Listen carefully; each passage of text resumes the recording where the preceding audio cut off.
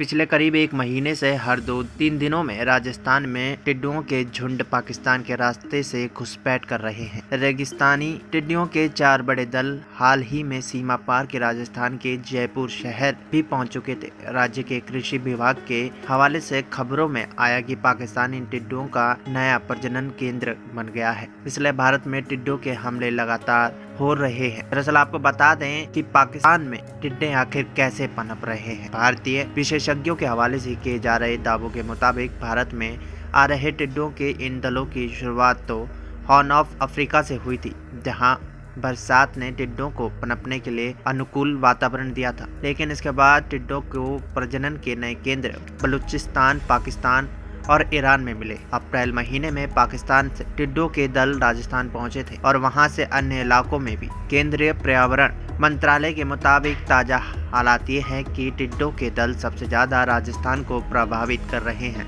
और मध्य प्रदेश, उत्तर प्रदेश, महाराष्ट्र और गुजरात जैसे राज्यों में भी सक्रिय है। वहीं आपको बता दें, समय पर इन्हें नष्ट न किया जाना बड़ी वजह रहा। टिड्डी चेतावनी संस्था के विशेषज्ञ KL गुज्जर की माने तो पाकिस्तान ने टिड्डों के दल के अंडे पनपने की स्थिति पर ध्यान नहीं दिया था। पाकिस्तान में इन्हें नष्ट कर दिया जाता तो दोनों देशों को इतना खतरा और नुकसान नहीं होता। पाकिस्तान में नजरअंदाजी के चलते पनप गए इस आवश्यक टिड्डों के दलों ने सिंह बॉर्डर के जरिए भारत में प्रवेश किया और अब इनके बेशक होने पर आने वाले खतरे बढ़ रहे हैं। साथ ही पाकिस्तान से अभी और दल भारत में घुस सकते हैं। दोनों देश आज यानी गुरुवार को टिड्डों के हमलों को लेकर बातचीत करेंगे और हालात को काबू में लाने के बारे में विचार साझा करने वाले हैं। दूसरी तरफ ये भी खबरें हैं कि चीन की मदद लेकर पाकिस्तान टिड्डों के दलों को नष्ट या काबू करने के कदम उठाने पर विचार कर रहा है। भारत ने अपनी तरफ से संदेश दिया है कि पाकिस्तान को अपने क्षेत्र में टिड्डों की बिल्डिंग ठिकानों पर हमला बोलकर उनकी बड़ी आबादी पनपने से रोकने के कदम उठाने चाहिए। विशेषज्ञ मान रहे हैं कि जहां टिड्डों के दल प्रजनन केंद्र बनाते हैं, वहीं रासायनिक हमले कर इन्हें नष्ट किया जाना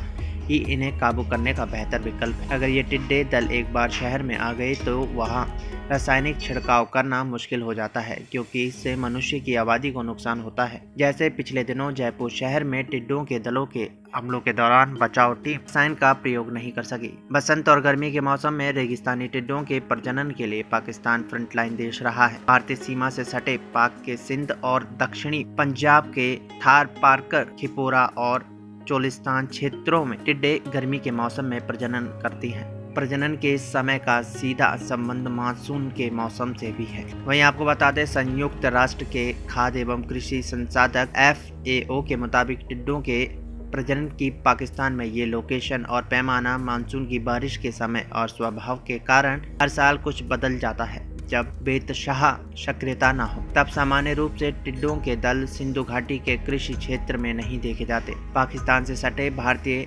राजस्थान में गर्मियों के मौसम में टिड्डे प्रवेश करते हैं।